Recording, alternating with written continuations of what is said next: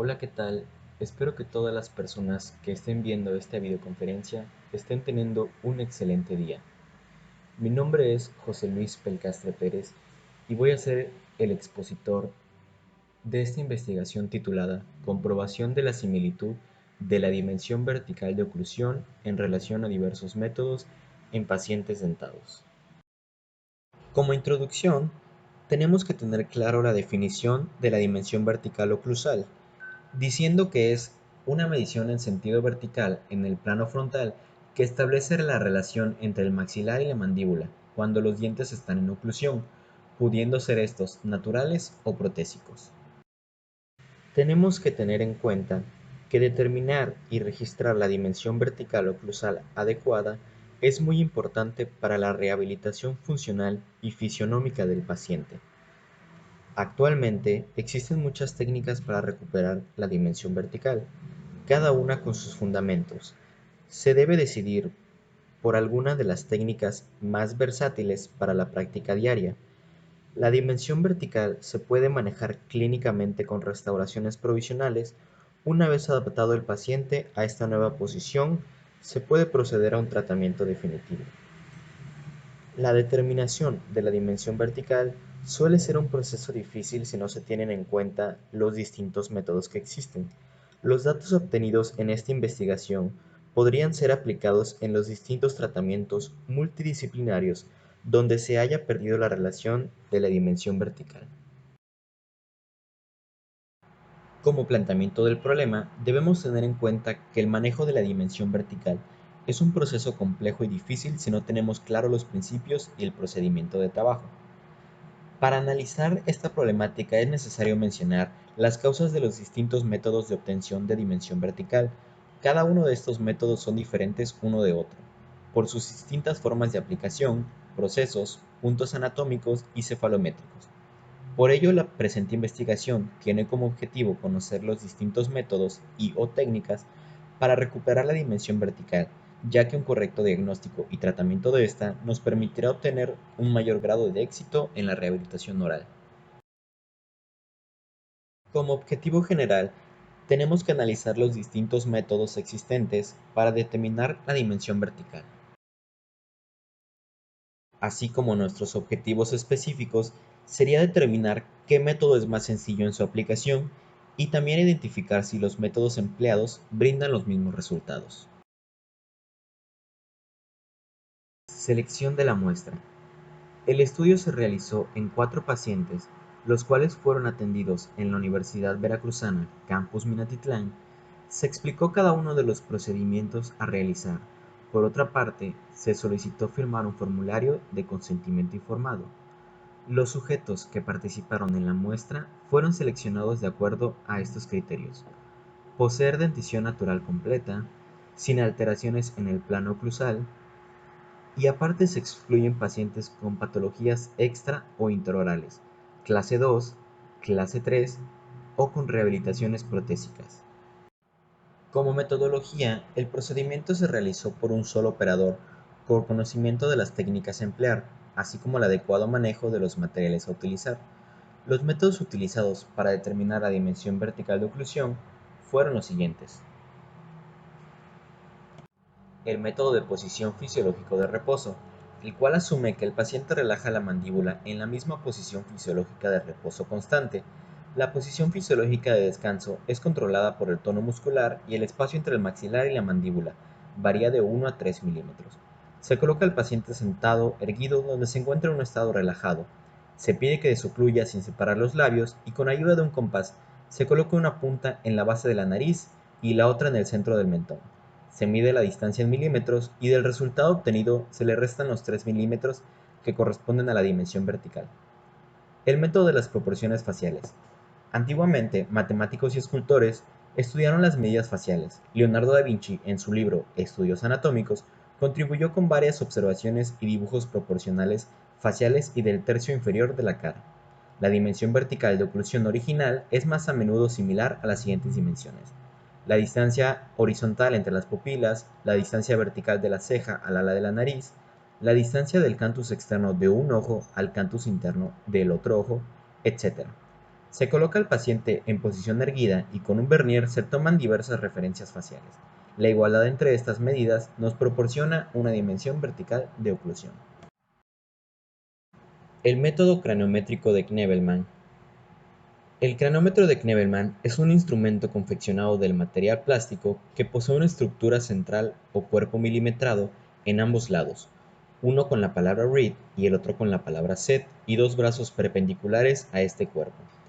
Uno fijo en el extremo al que denominamos orbital y uno móvil al que denominamos canal auditivo externo, el que permite ser ajustado de acuerdo a las necesidades de magnitud y al que se incorpora un tornillo de fijación que determina el registro. Se coloca al paciente en el respaldo en un estado de relativa pasividad y se le solicita mantener los dientes en oclusión habitual. El operador de pie se sitúa por la espalda del paciente y ubica los hitos craneofaciales empleados en el registro de la dimensión vertical oclusal con el método de Knebelman. Es importante recalcar que estas mediciones no deben ser forzadas. La primera medición se registra por el lado read del instrumento y se anota en una tabla previamente confeccionada. Luego se realiza la conversión en el lado set. A continuación, el operador se ubica por el lado derecho del paciente, que debe estar con sus piezas dentarias en oclusión. Utilizando el lado set, se procede a registrar la medida entre la espina nasal anterior y el borde más inferior de la mandíbula. Método antropométrico de Lada. Desde la antigüedad se han utilizado medidas antropométricas para determinar proporciones de partes del cuerpo, siguiendo lo que se conoce como las proporciones áuricas. Por mucho tiempo se ha considerado que la dimensión vertical oclusal es proporcional a la medida de la distancia desde la punta del pulgar a la punta del dedo índice. Ubicación del paciente y del operador. El paciente debe sentarse en posición derecha, sin uso del cabezal, con los ojos hacia el frente y las superficies oclusales de los dientes posteriores superiores deben estar paralelos al suelo. La cabeza no debe estar inclinada hacia adelante o hacia atrás y el paciente debe hablar de manera relajada pero rápida.